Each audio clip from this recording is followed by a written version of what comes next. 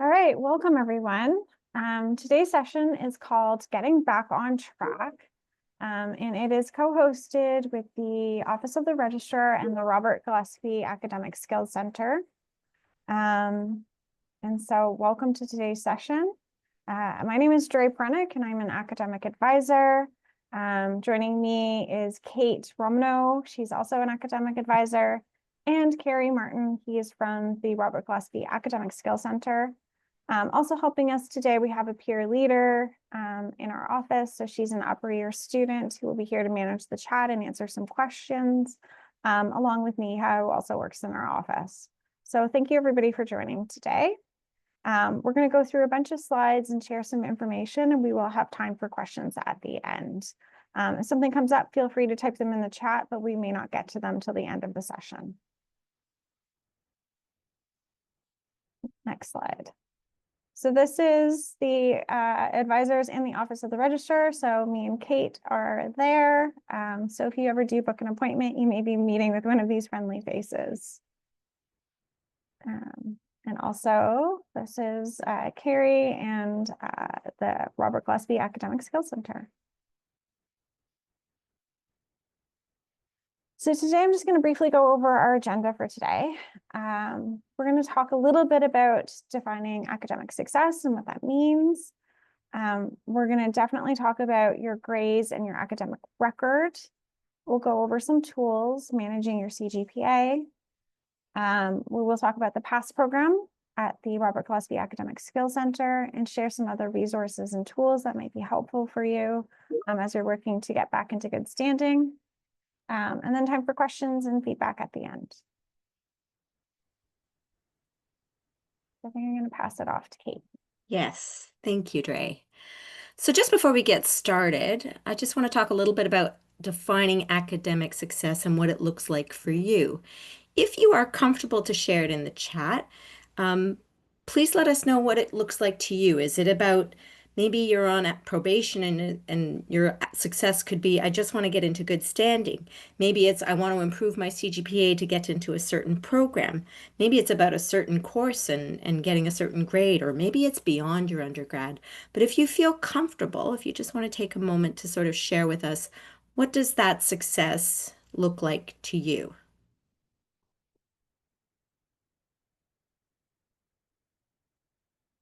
And that's okay if you don't want to share.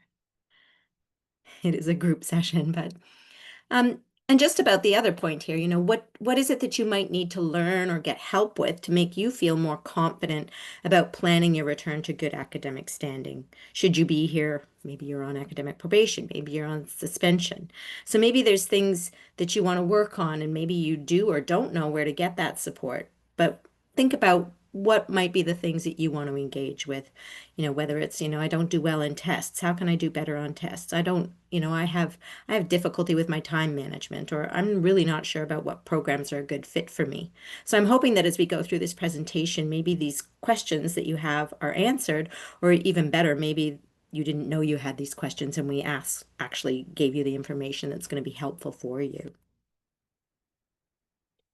Sorry, I'm just having a problem with my slides here. So what are the determinants of success? Not in any particular order, but I will go left to right. Staying informed. So the university communicates with students through your UT mail, right? And that is your responsibility is to read your email. And I know that you guys get lots and lots of emails, and it can be overwhelming, I'm sure. But that's one of the first places you're going to stay informed, okay?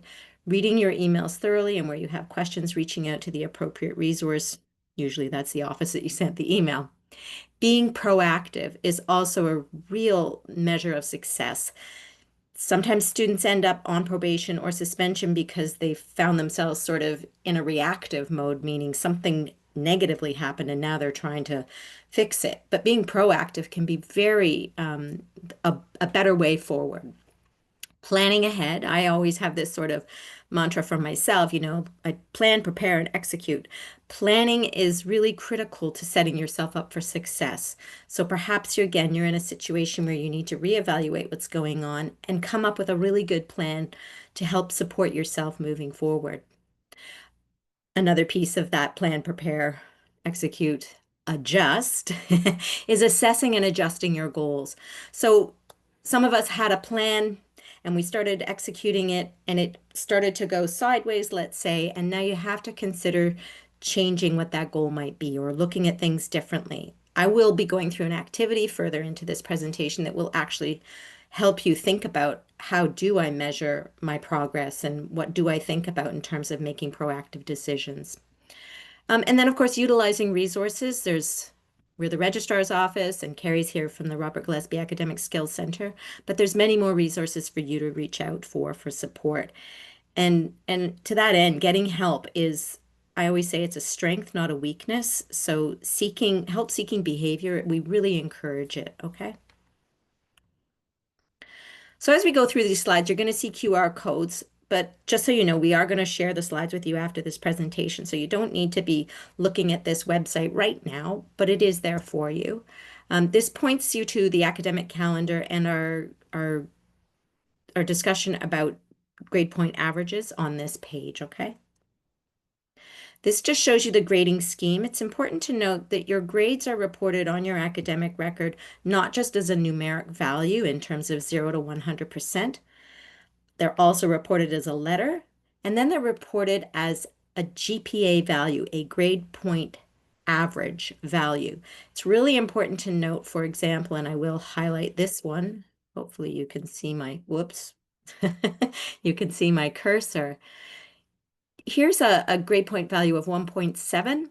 It's over a range of percentage points. So it's important to note that when a student says, but my average is 60, why is my GPA value below 1.7? It's because it covers a range and you have to think about the math on this, and using the grade point average calculator, the GPA calculator, can be helpful for this, and I'll talk about that in another slide.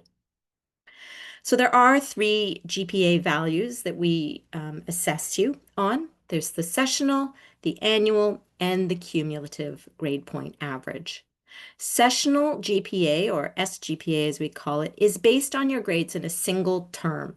So the fall has an SGPA, the winter has an SGPA, and then the summer, while the summer is a whole session to itself, it actually has an SGPA for the whole summer session, even though summer has 2 terms. Okay, so that's just important to note. The annual GPA is based on your grades in a fall and winter 2 terms combined. So fall 2025 plus winter 2026 is 1 annual GPA. I want you to really remember this information on what's an annual GPA and what's a sessional GPA, because it's going to be really important when we assess academic standing for you to understand this. And then your cumulative grade point average, GPA, is based on your whole academic history, any course you take for a grade. So not courses that you drop, not courses that you choose credit, no credit, not transfer credits, but anything taken for a grade, whether it's a pass or a fail, factors into your CGPA. Now, here's the really important piece if you're here because you've ended up on academic probation or you're on suspension or maybe you're returning from suspension, is understanding academic standing and when we assess you. We only assess twice a year. We assess after the fall-winter session, so after winter ends, late April, early May is when we assess your academic standing. We do not assess you after the fall term, okay? So that's really important to remember. And we also assess if you choose to study in summer, which is not required and not recommended if you're on academic probation. If you study in summer, we assess your academic standing after the summer session. So again, that will happen late August, early September. Okay, so the first type of standing is in good standing. That means your cumulative grade point average is 1.5 or greater. If your CGPA falls below 1.5, you will go on academic probation. And this piece here is really important to understand. The next time, if you are on academic probation and you enter whichever is the next session that you decide you're going to study. So let's say in this scenario that you ended up on academic probation after summer and you're studying this fall-winter session. So you're entering fall-winter on probation. So we assess again at the end of fall-winter. So you are allowed to continue on academic probation if your CGPA doesn't reach 1.5, but your annual GPA, as I was saying, we assess after fall, winter on your annual GPA if your annual GPA is 1.7 or higher.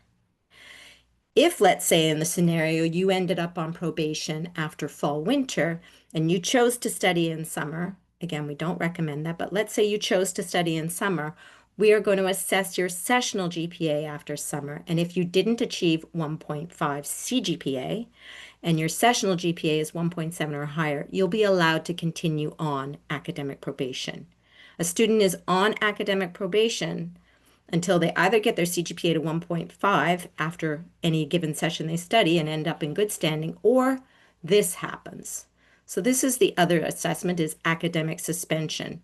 So again, if you don't reach a CGPA of 1.5 and whichever session you entered as being on academic probation, if you didn't achieve, say you studied fall, winter, and your annual GPA was not 1.7, or you entered summer on probation and your sessional summer GPA was not 1.7, was below that, then you'll end up on suspension. If this is your first time being suspended, it's a 1-year suspension. If you've served a 1 year and you return, again, when you return from suspension, you have a status of academic probation.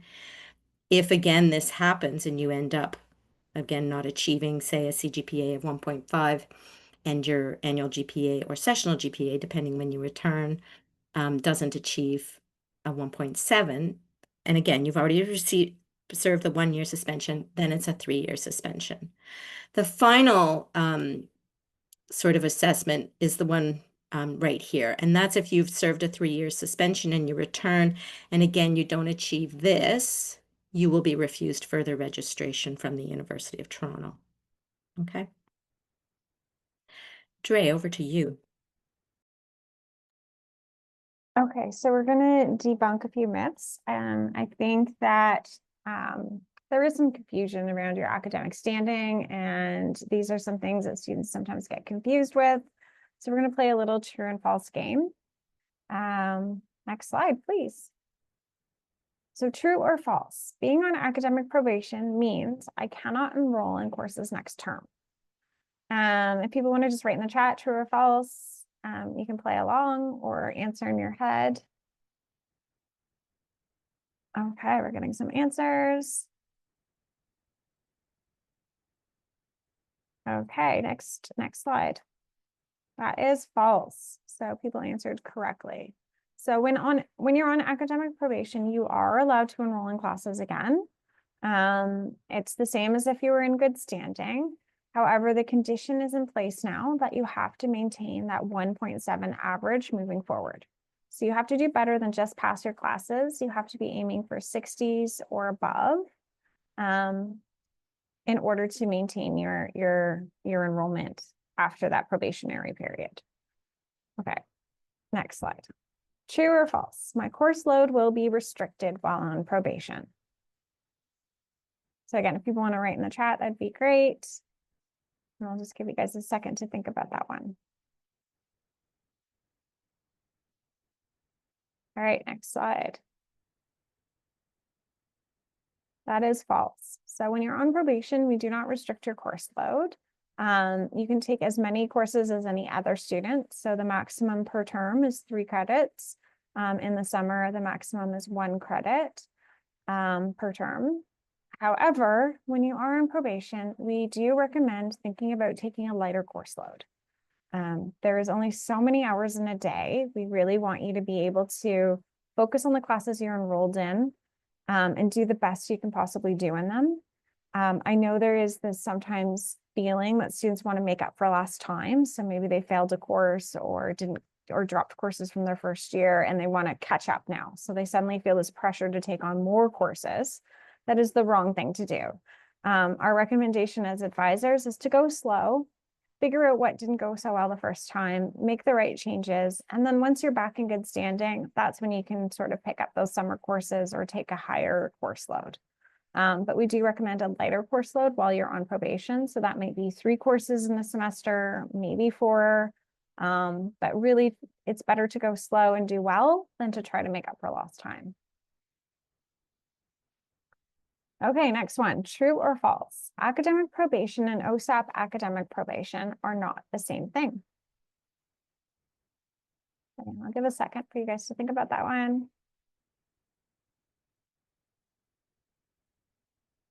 All right, no answers came in. I don't know if we stumped you, but this is true. So they are two separate things.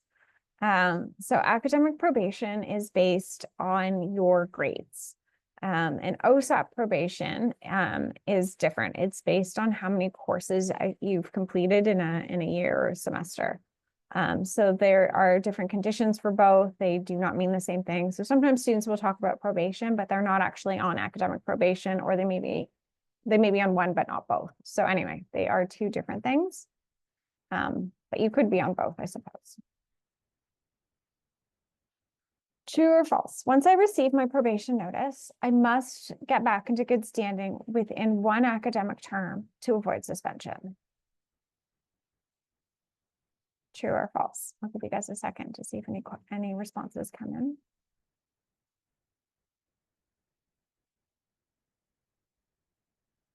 Okay, go ahead, show us the answer. False. So to avoid suspension, your final grades must demonstrate that you're improving, but it can take longer than a given session or a year to bring that up. So again, once you're on probation, the condition is that you're maintaining a 1.7 average moving forward. That's assessed annually. So at the end of winter or the end of summer. And it sometimes takes longer than one session, 1 year. So as long as you're getting those 60s or better and you're showing improvement in your GPA, you can continue, even if your overall has not yet reached the 1.5. Sometimes it can reach the 1.5, then your probationary status goes away. But as long as you're maintaining that 1.7, you can continue. Okay, so I'm going to talk a little bit about some tools that are available to you if you're worried that your GPA is not so great. There are some things that you can do to be proactive around that. So we're going to talk about dropping courses, credit, no credit, late withdrawing, and second attempt for credit. I just want to highlight the differences here between full-time versus part-time.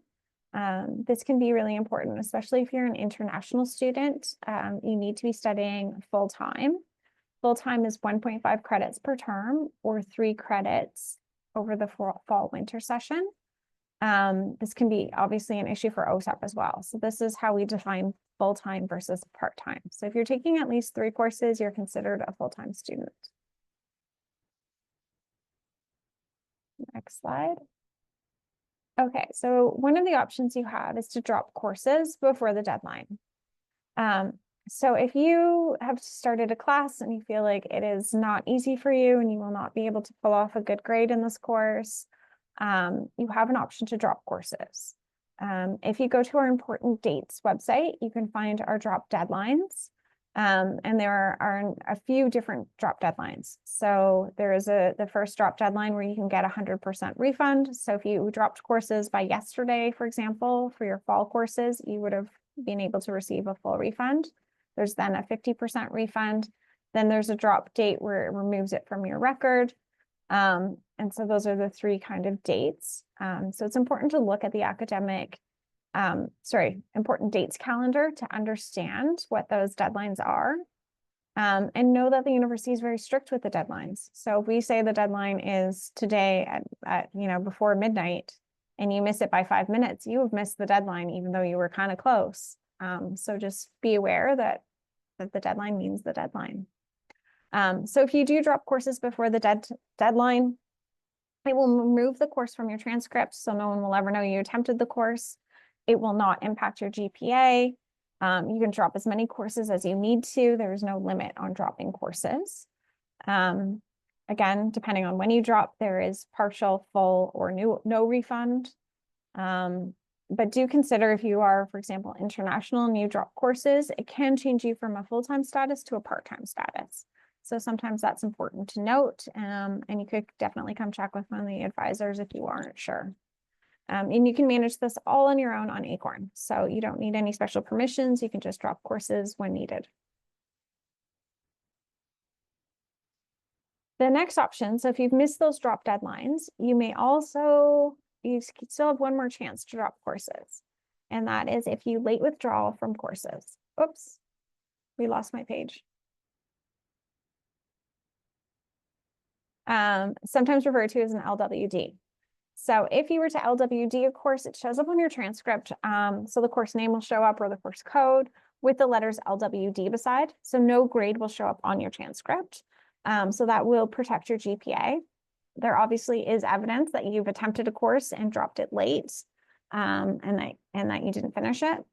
It does not reduce your course load. So if you're international and you're trying to maintain that full-time status, LWD might be an option. So yes, and you can use LWD up until the last day of classes. As long as there's a final exam. Now, there are some courses that have a final assessment, so maybe a final paper or a final test that happens in class. If that's the case, LWD must be requested before that final assessment takes place or is due. With LWD, there's no refund. You can only use it on a maximum of 3 credits during your degree. It can affect your OSAP, so do check with financial aid if you're thinking of doing that. And some graduate programs don't like to see LWD on your transcript, so just note that as well. And you don't do this on Acorn. This is done through a form. So if you go to the UTM forms page, you'll find all of our forms, including the LWD form. There's no special permission, so as long as you met the deadline and you filled out the form on time, it will be granted. The other option is credit, no credit. So you may also have heard of this one. Essentially with this, you are marking a course as pass or fail. So if you pass the course, you will receive the credit, but no grade will show up on your transcript. If you end up failing the course, you will not receive the credit, and the letters NCR or no credit will show up on your transcript. But either way, your GPA is protected. So especially for students who are on probation, sometimes this can be a useful tool, because you might feel like you have a very good chance of passing a course and earning the credit, but maybe not reaching that 60% average or that 1.7, in which case the credit, no credit might be the best option for you to help keep you, full-time status, earn that credit, etc. Things to note, there will be no refund with this. You can use it on a maximum of 2.0 credits, so you can't use it on everything. Some grad schools also consider this to be a red flag. You can request this or cancel it on Acorn up until the last day of classes. So same deadline as LWD. And the other thing to note is if you were to credit, no credit a course and you passed it and received the credit, if you need that course to count towards your program, you would have to repeat it or choose another course to fulfill that requirement. So any courses counted for your program need to have a final grade. But again, if this is the difference between you being suspended or not, sometimes it's still worth doing on a required course. But again, that might be a good question for an advisor. Second attempt for credit. So that's also something you may have heard of. It's called, in short, SAC. And you can repeat courses that you've passed and have your second attempt count on your transcript instead of your first.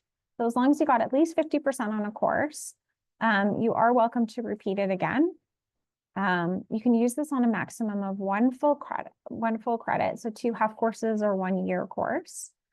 And it's kind of a 2-step process. So Acorn will block you from enrolling in a class you've already earned the credit for. So you do have to fill out our course enrollment exception form that will allow you to enroll in the class for a second try.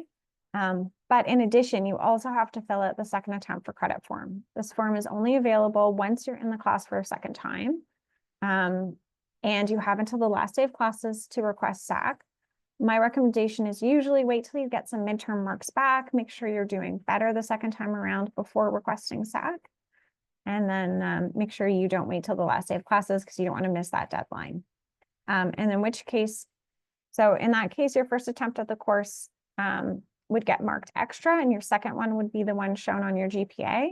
If you don't fill out SAC, it's your first attempt that's calculated in your GPA, and your second is marked extra.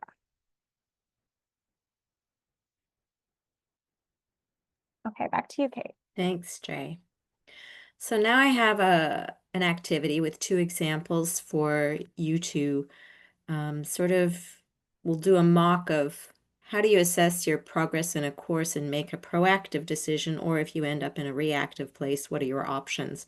Dre did just cover some of those ways to manage your CGPA, dropping the course by the drop deadline, or choosing credit, no credit, or late withdrawing. So those are some ways, and SAC is another way as well to manage your CGPA. I'm just going to see if I can share a file with you guys right now.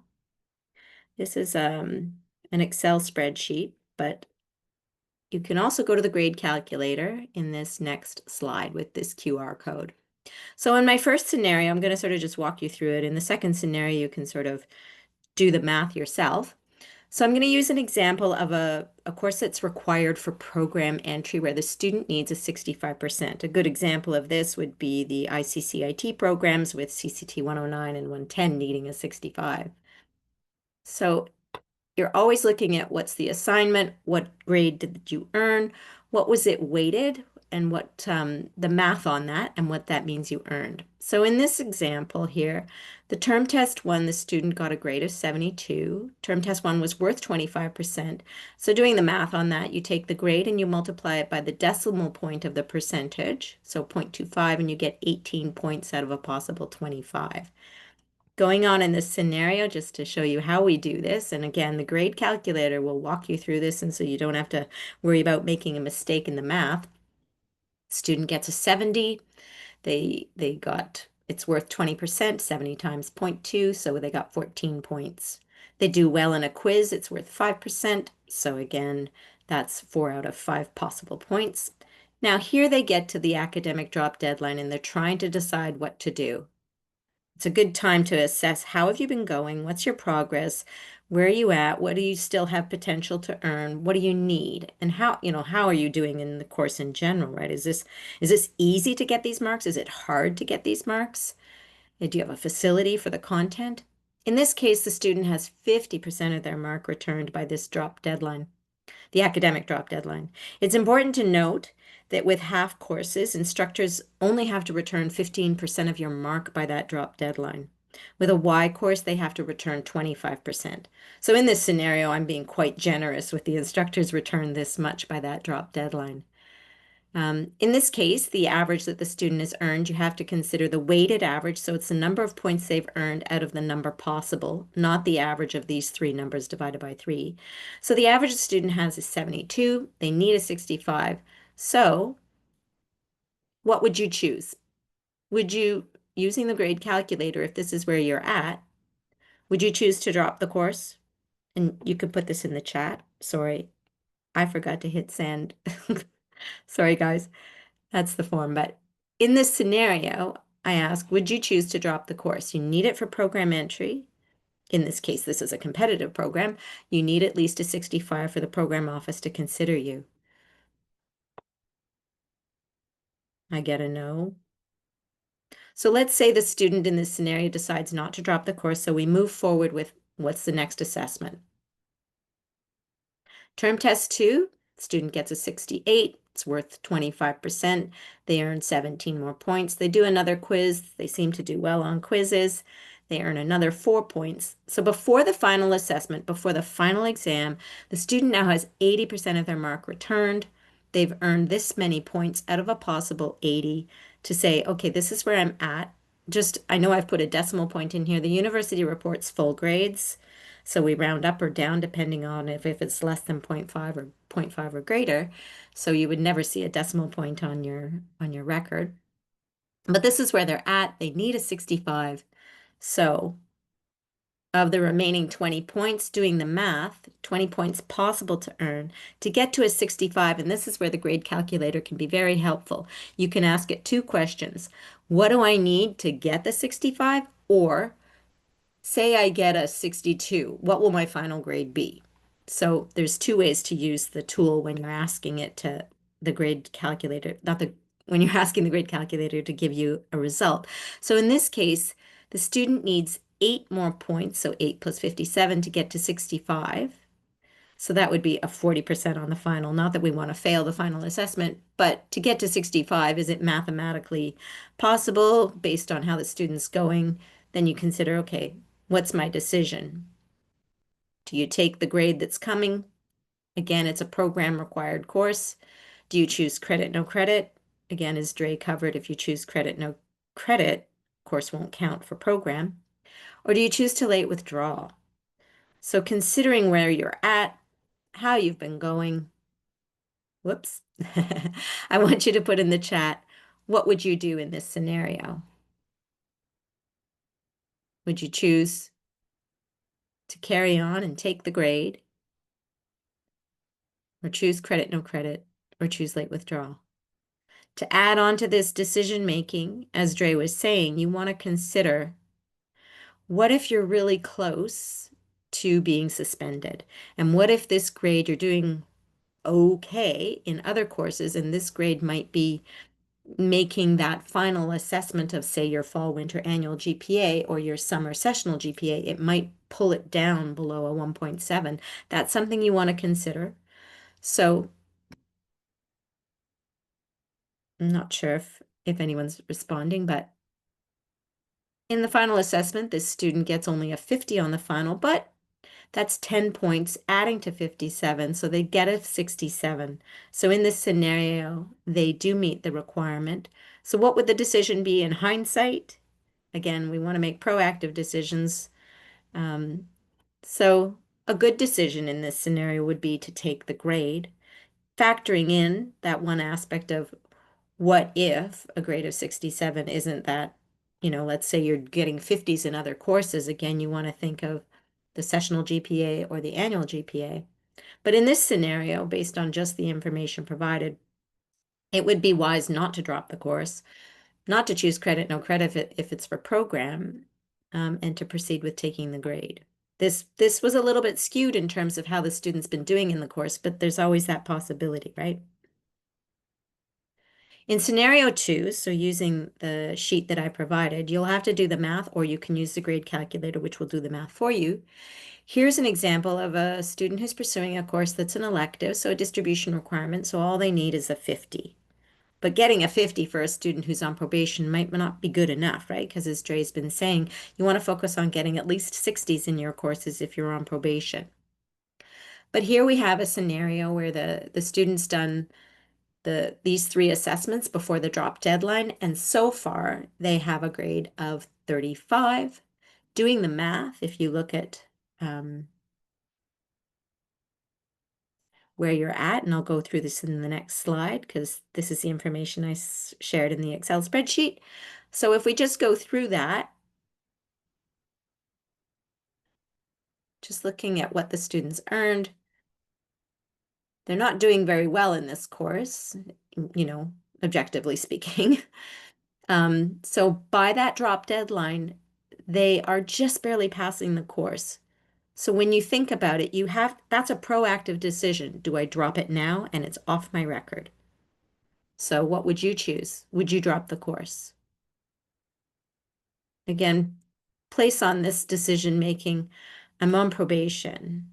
It's just a factor. There's more than one factors because, again, as Dre was pointing out, do you need to be in full-time status if you're an international student? Do you need to complete a certain number of credits if you're receiving OSAP? So there's more than one consideration. It can be complex, and we appreciate that.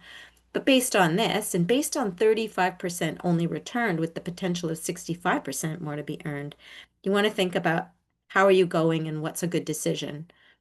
So let's say you don't drop the course and you keep going. Again, these grades that get reported doing the math, we're kind of close here.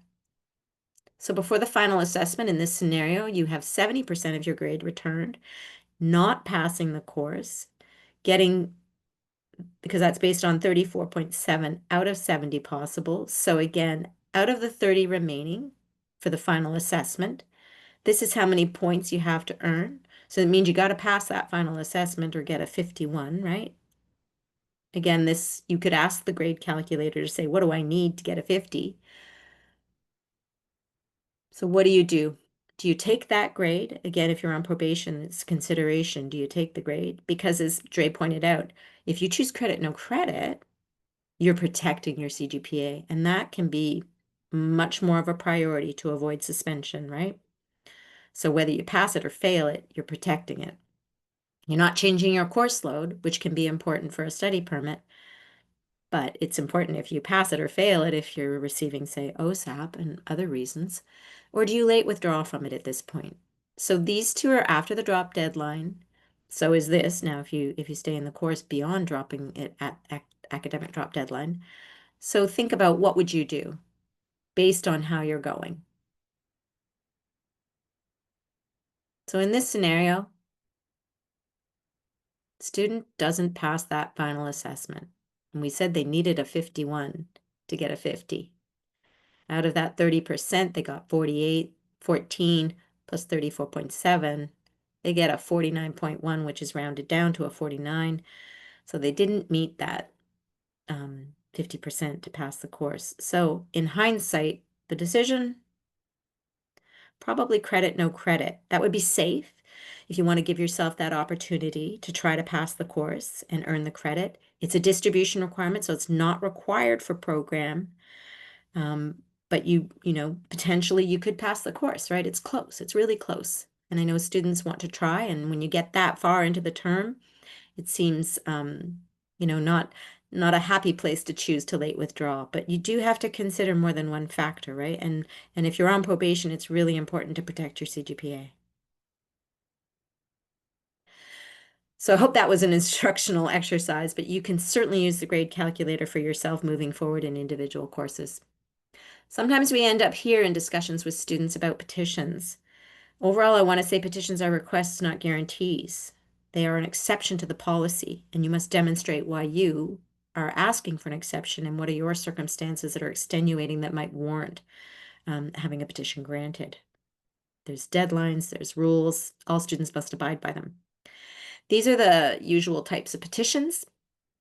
Just so I focus on this one because if you are on suspension or you're on probation, you might be thinking about, can I petition for an early return or a lift of a suspension?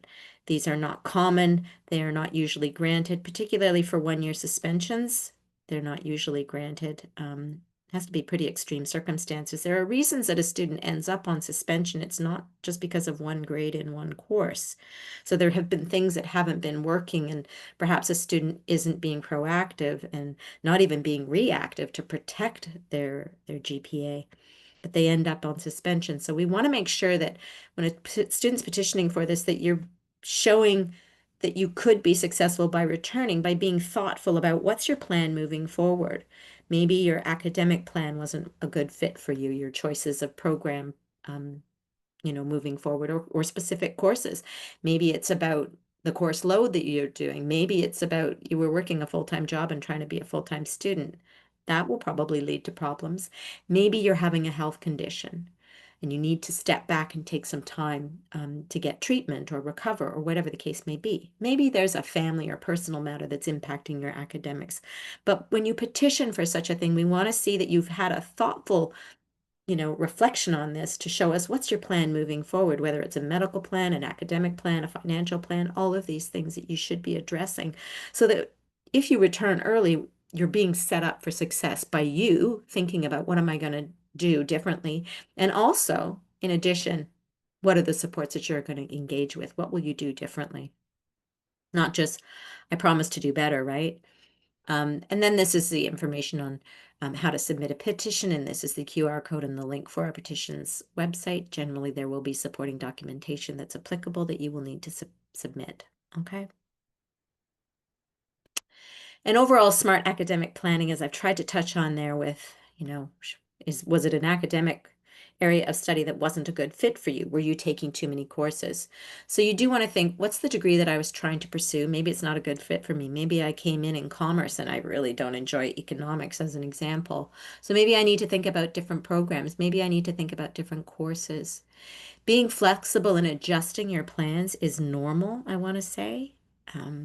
It's good to think really, you know, take a good look at, is this wise? Like I was trying to do 6 courses. That's probably not good. As Dre was saying earlier, think about, I'm going to do a reduced course load. I'm going to commit to doing only 3 courses in fall and 3 courses in winter. And maybe I'm going to think about a different program.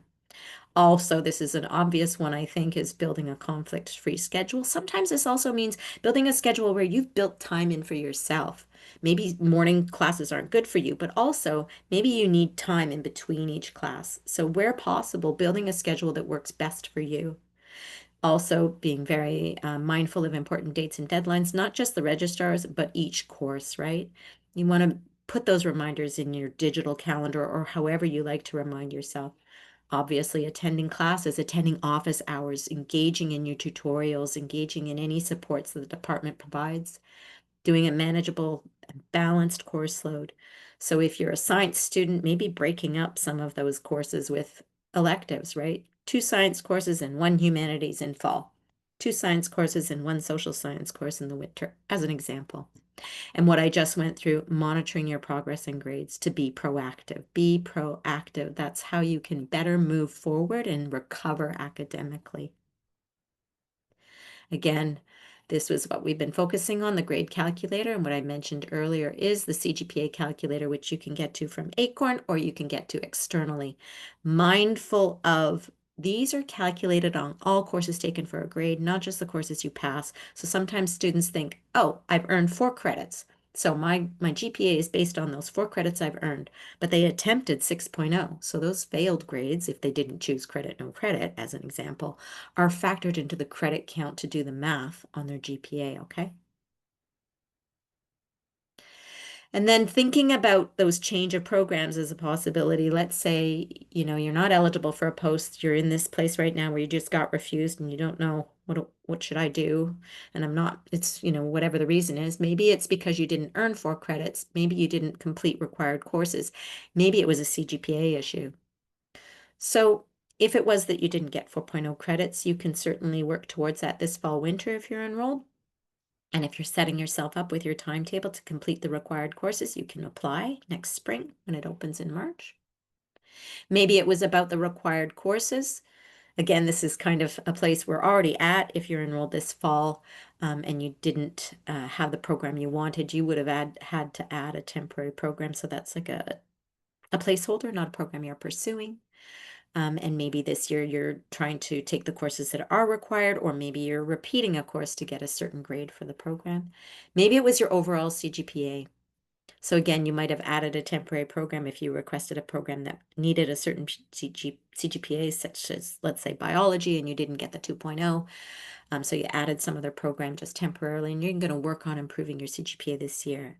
Again, as Dre said, I will stress, trying to catch up because you feel you did poorly can often backfire on a student. So be mindful of what you're planning and don't sort of do too much that will make those overall grades sort of less than, instead of focusing on less courses and doing well in each course to improve your CGPA.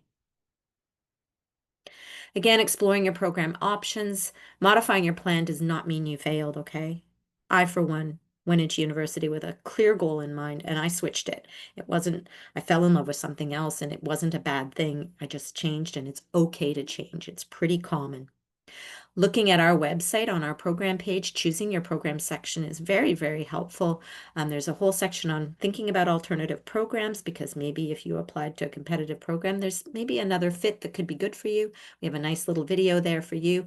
And then this link to program plans is really helpful. It goes through all of our academic units and the programs they provide and gives you like a 3-pager on what would it look like? What are the skills you can develop in classroom, outside of classroom, thinking about a global mindset, future career plans. Lots of information is in there, okay? And even I would say don't forget the Career Center in terms of thinking about what's a good program fit for you based on your skills, your interests, your values, your goals, right?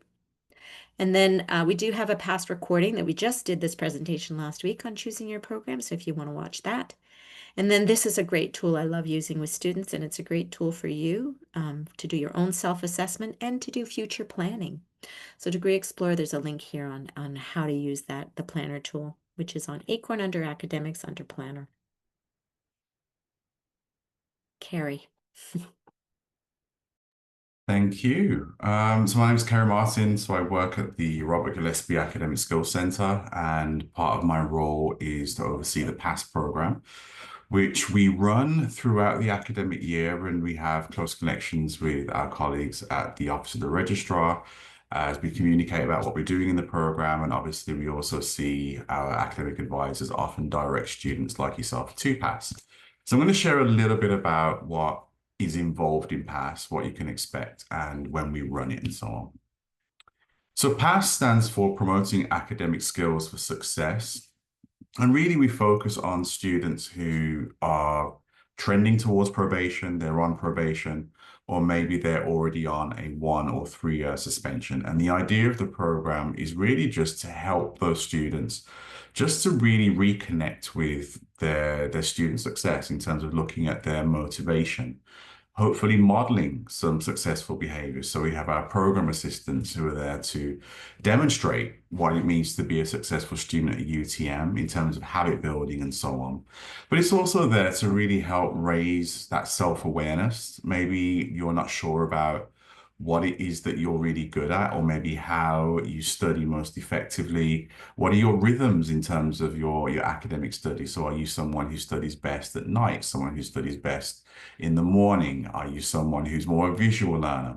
But also looking at this idea of resilience. And I think it's already been discussed this afternoon, just the fact, as Kate just said, not everybody has a linear route to success where it is a guaranteed route and this just goes from this step to this step to this step. Sometimes we have bumps in the road. Sometimes we have academic challenges. There can be personal things that we face, and that can have a big impact on how we're able to perform in our studies. But part of what we're trying to do in the PASS program is to acknowledge that. Let's talk about the elephant in the room. Things haven't gone as well as we would hope, but how do we rebuild from that? The PASS program during the pandemic, we did run temporarily online, but before the pandemic, and certainly since we've returned to campus, is run in person. So we do run it throughout the academic year, but it's always an in-person program. Next slide, please. So in terms of what to expect in PASS, so it runs over 6 weeks, but in reality, it's a little bit longer in the sense that we have an intake meeting where you would meet with one of the learning strategists, so typically myself or Linda Duong, my colleague. And in that intake meeting, we'll just talk a bit about what's brought you to PASS, how things have been going academically, maybe some of your goals in terms of turning things around.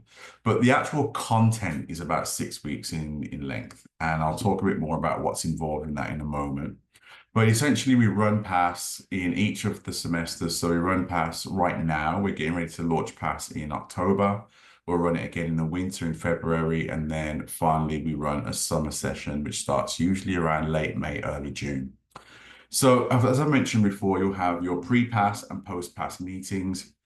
That's where we'll just talk a bit about, again, your academic journey so far and maybe some of the different things that you can do to make some changes. Each of the classes each week, again, is in person, and it's usually for 3 hours in length. And those classes really focus on the foundational academic skills, but also looking at some of those habit formations. And as I mentioned before, and I'll talk a bit more about them in a minute, we have our program assistants who are former PASS students who are going to be there working with you in small group activities and kind of just talking through their own experiences and giving you some ideas about how you can maybe make some strategic changes. We focus on a number of areas that go beyond just academic skills, so looking at reflective writing, so giving you a chance to do a reflection each week.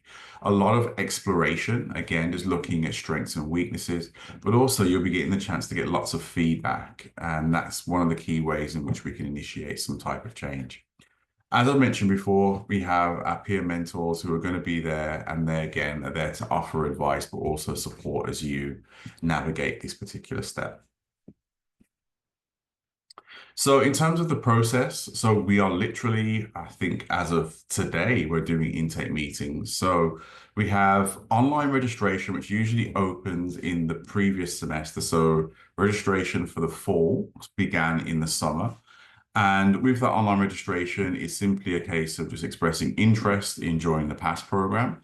And then you'll be doing an intake survey. So again, just to learn a bit more about you. And that will lead to an intake meeting, which is taking place over the next couple of weeks. Once you have been admitted into the PASS program, we'll be focusing on 6 different modules. The first of which looks at study planning and time management. Then we look at examination techniques and how to prepare for exams. In module 3, we look at information literacy. So it's really looking at your research skills, how to utilize the library databases. Module 4, we focus on note taking, so how to take effective notes in lectures and so on. And we also have our colleagues from the Office of the Registrar, so some of the academic advisors you're seeing today, that come along to the past session to again talk about some of the things that have already been referenced today, like academic standing and really effective academic planning. In module 5, we focus on the writing process. So we have one of our writing instructors come in to talk about how to write effective essays and responding to essay prompts. And we're also going to focus on reading. So not teaching you to read, but reading effectively at the academic university level. So that's one of the challenges we face with a lot of students, is that many students talk about just how much reading there is at the university level and how do I get through all of my reading. Well, we talked to you a little bit about how you can approach that. And then finally, in module 6, we have guests from the Health and Counselling Centre and also from the Career Centre who come and talk about next steps and talking about how wellness impacts your academic success, in addition to how maybe thinking about your career could be part of your academic planning, and how you maybe think about how you're going to approach your program and your courses based on a bit more clarity about your career direction. Finally, after PASS is completed, we have another exit meeting. So again, this is kind of focused more on the next steps. We do an exit survey, and then you have a final writing consultation with our writing instructor. And then we actually invite you to another version of PASS, which is PASS Term 2. So for everyone who completes the PASS program, you're invited back to a separate program that is a little bit more self-directed and gives you the chance to go back in some of these topics in a bit more detail, in addition to some additional topics as well. So I mentioned earlier on that we have our program assistants. So our program assistants are former PASS students. So that means that they, at one point or another, were either on probation or suspension. But having them involved in the PASS sessions, we find, is a really important part of our programming, in that it gives students like yourselves the opportunity to work with, connect with, talk to individuals who have been in the same position. All of our PASS program assistants are no longer on probation or on suspension. They're now all in good standing. Some of our PASS program assistants are actual graduates, or if they're not graduated, they're definitely on the way to being graduated. So again, I think they're modeling through their presence how you can turn things around. And you're going to be seeing them in the actual sessions, but they're also some of the people who are going to be giving you feedback on your reflections and so on.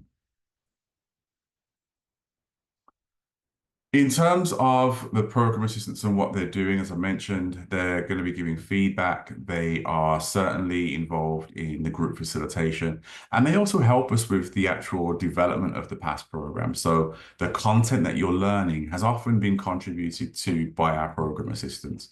So our hope as well is that when we have students that complete PASS, we keep an eye on them and we check in periodically to see how they're getting on. And once they get in good standing, we do like to invite them back to become program assistants. So that's another element of the PASS program, that it really provides an opportunity for some leadership development for former PASS students. Just want to read some comments. So every year at the end of the PASS program, before the exit meetings, we ask the PASS students just write a reflection about their experience in PASS. And just wanted to share a few comments from students who have attended in the last few years. So this particular PASS participant said, "I feel this is a great program and should be highly recommended for students at risk, and even for students who have nothing to worry about. The PASS program has made me so much hungrier to achieve my academic goals." This student said, "I liked how the PASS program assistants were also students who were in PASS and en route to graduating. This program gave me hope that I can eventually be in their shoes and can graduate or be successful despite my suspension." And this one said, the experience I had with PASS was amazing. It really helped me to figure out ways to improve my study methods and health. I had so much fun in every session as I met new people and got to bond while learning valuable lessons together. PASS has truly changed my mindset about school and allowed me to be more confident in going back to school. I know that I can now start my semester without any worry. So with that in mind, I need to share that we are getting very close to closing our registration for the fall semester. We were going to close it a few days ago, but we decided that we would wait at least until we were able to meet with you in this session, just in case there are any of you who feel as though the PASS program could be of benefit after hearing a little bit about what I've shared and certainly some of what's been shared by Dre and by Kate as well. So while it says there that you can register online by September 25th, we are already pretty close to capacity. So I think we are pretty much at the point where we're going to close registration within the probably next day or two, I would say. So if you are interested in joining the PASS program, we do begin our sessions on October 7th, so the week of October 6th, on October 7th, and the October 7th and 8th sessions of the month, so the Tuesday and Wednesday, those are afternoon sessions. I'm just going to quickly check my calendar just to make sure. Yes, afternoon sessions, so from 1 till 4 on Tuesdays and Wednesdays from October 7th. And then the Thursday and Friday sessions, which will start from October 9th, run from 10 a.m. to 1 p.m. So again, if you are interested in joining PASS, you can certainly use the QR code in the bottom right, and that will take you to the registration page. But again, I would encourage you to do so really quickly because we are very close to capacity and we do need to close registration soon. If the fall semester is a little bit too soon for you to join the PASS program, we will be running it again in the winter, and that registration will open up as soon as we close the registration for the fall. So the PASS program will begin roughly around the week of January 26th, or the last week of January, and we'll run through until about mid-March. At the moment, we have some tentative times. We're yet to confirm them, but those are the times that we're currently looking at. So again, if you are interested, the registration through the QR code that you'll see there is for the fall only right now. But as soon as we close the fall registration, which probably will be in the next 2 days, the registration for the winter will take place. Okay, back to Kate and Dre. Thank you, Carrie. I'll take over here. So I just want to go over a few resources. Obviously, I would promote the PASS program as well as Carrie for students seeking an early lift of their suspension. It is one of the things that the registrar's office looks at. They want to see that you've made some changes and are doing some things differently. And the PASS program is definitely a symbol that you are working to be a better student. So some of our tools, you may be familiar with some or not, but definitely the Office of the Registrar, you can definitely check out our website. We have some old webinars, so for students who missed today's session, it will be posted and available on our website. Important dates are on our website as well, so do get familiar with that.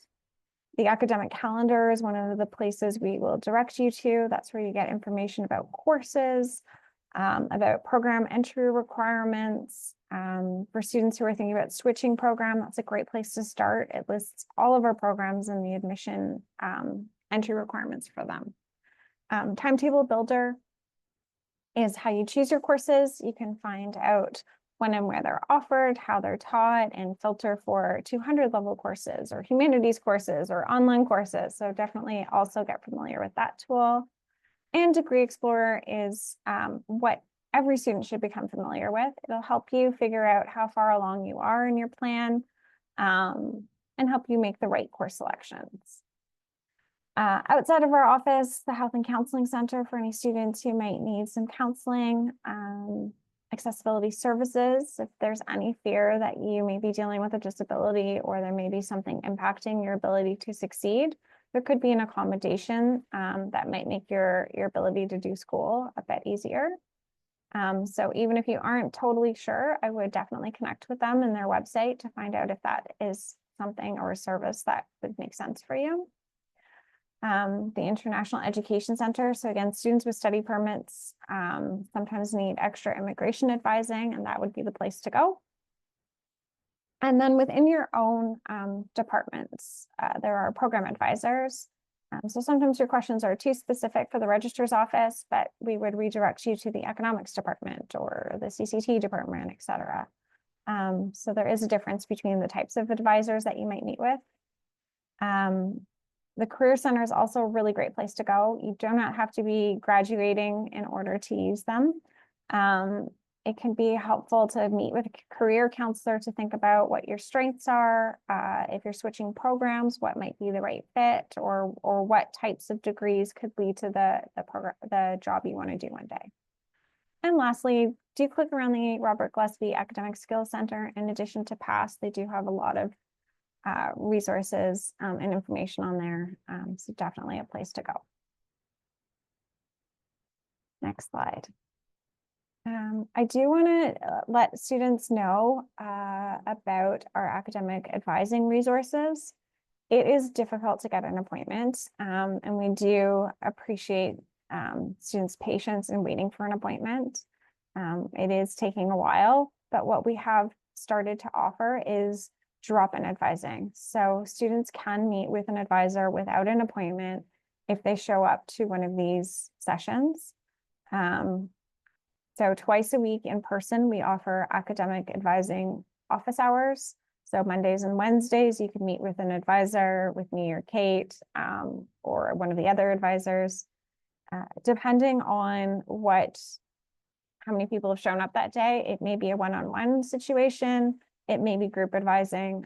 But again, if you have an urgent question and can't wait weeks for an appointment, this would be the place to go to speak to one of us, and we can give you the right information without you needing to wait.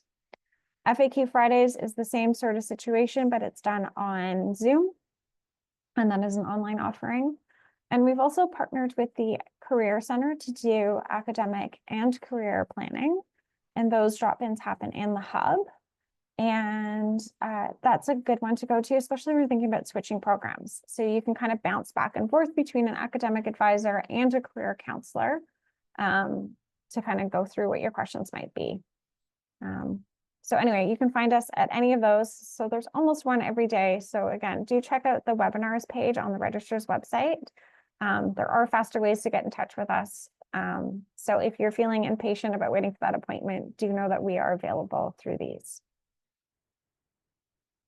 Okay, thank you so much for sticking through the whole presentation. We'll save the next little while for questions. So students are welcome to raise their hand or type their questions in the chat, and then we'll have our peer leader kind of help us make sure those all get answered before we finish for today. And we really, really would appreciate if you took a minute to fill out our online survey about this session. If you just want to make sure that we've answered all your questions, if there's things we could do better, we obviously want to improve. So we'll post a link to that in the chat as well. But do click on that and take a minute or two to answer that survey before you head out. Are there any questions?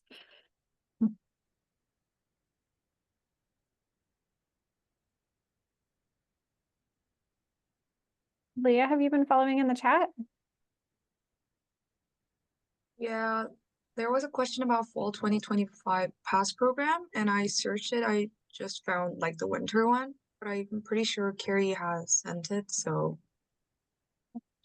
Yeah, I did post the link. It seems like it's only got registration for the winter right now. I'm just checking to see if we have closed it. So I will update that shortly. But if not, then we will, if you want to send me an email, I will put my email in the chat. I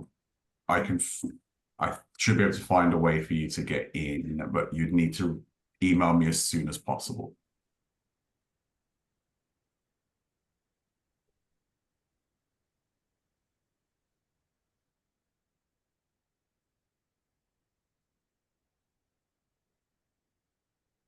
Dre, do you want to address the one about UHIP? I don't know about UHIP. As far as I know, if you're suspended, you're not registered and you're not paying. If you got suspended after winter, though, I believe UHIP covers 12 months. So it goes from September to August, if I'm correct. If someone could put the, Leah or Neha, if you could put the link in the chat to the student union, just to point students to the information on UHIP. Sorry, Dre. I thought Sorry, maybe I you don't know knew. the answer. So I was like, I think or students can go to IEC because IEC also can consult with about the UHIP, so maybe they can also go there. Thank you. Yeah, when you're suspended, there are certain services you can't use because your incidental fees pay for those things and you're not registered and paying incidental fees. But that kind of coverage is a little bit different. You can Okay, engage with our, Go ahead. I was going to say you can engage with our office when you're suspended, with the Robert Gillespie Academic Skills Center. The Career Center has more limited